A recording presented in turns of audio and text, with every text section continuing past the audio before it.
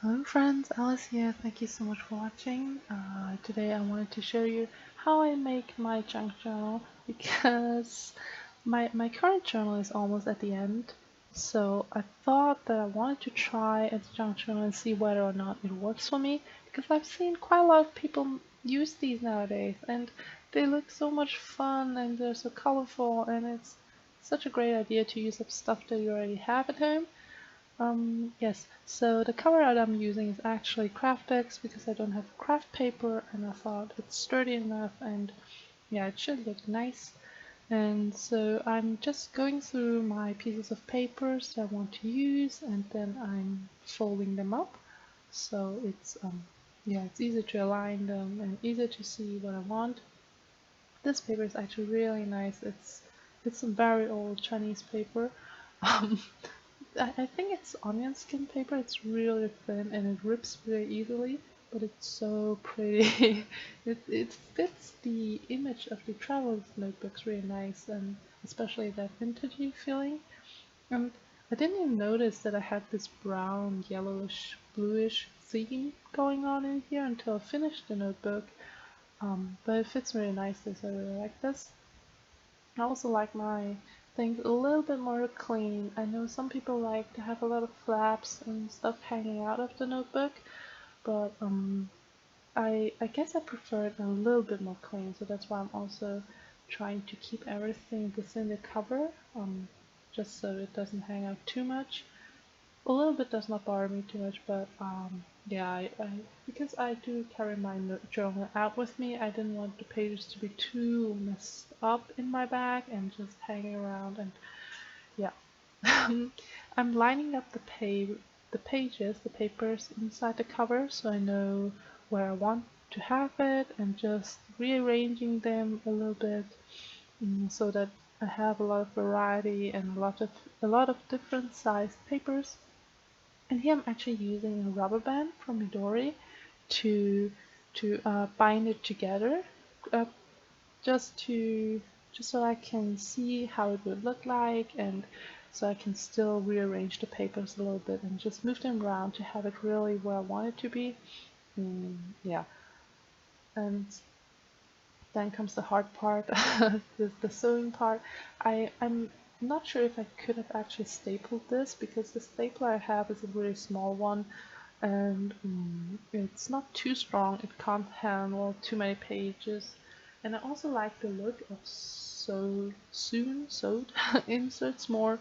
I feel like they're more sturdy, more durable. They don't rip as easily. So yeah, I'm also marking the distances between them because I like it a little bit neat and yeah, I don't know. I just feel like it's easier. So I'm using an owl to poke. Owl? Is that how you say it? I'm using an owl to poke the holes through it because it will be a lot easier to sew if you don't poke holes through so many layers of papers before you poke the needle through. Oh, your fingers will hurt so much. It's just such a pain to do that. Yeah. The thread I'm using is actually wax thread that you usually use for leather sewing, and yeah, it took 3 times the length because I mean, it was way too much garn in the end anyway, but it's always better to have more than to have too little, in my opinion, when it comes to sewing. And yeah, I also did mess up a little bit because I don't know what I was thinking. I started from the middle, but if I do it like this, I would only have half an insert sewn and the rest would be flying around. So yeah, I did open it up again when I realized my mistake, and so here I'm sewing it properly. The method I'm using to stitch this notebook is actually called saddle stitching.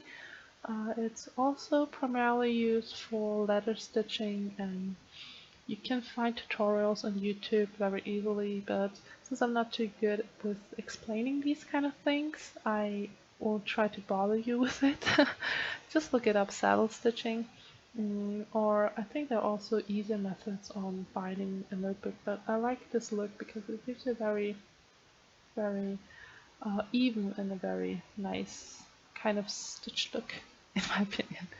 Yes, and to be safe, I actually knotted the knot 3 times because I'm always scared of my threads opening up again, and this way it definitely won't open up. Yeah, what else am I gonna do? Yeah, I think we're actually almost finished. I'm just trying to flatten it a little bit with an actual bone that we have for I don't know how many years. And I feel like it looks really nice, but as I said before, since I like it a little bit more neat, I am cutting down the blue envelopes and then re-sealing, I guess, the openings with washi tape so that stuff does not fall out. Yes, and I'm of course gonna do that for both sides. I feel like this washi tape really fits the envelope really nicely. It's a lined one. And of course I need to do that for both sides. So again, cutting it up and then resealing it, just so that I can stick in things from the top. And then we're also actually at the end. I really hope you enjoyed this. Let me know if you also like or if you also use junk journals. I'm really looking forward to using this actually. I hope it will last me long enough. And I will see you next time. Thank you so much for watching. Please stay well, don't get sick, and yeah, thanks. Bye!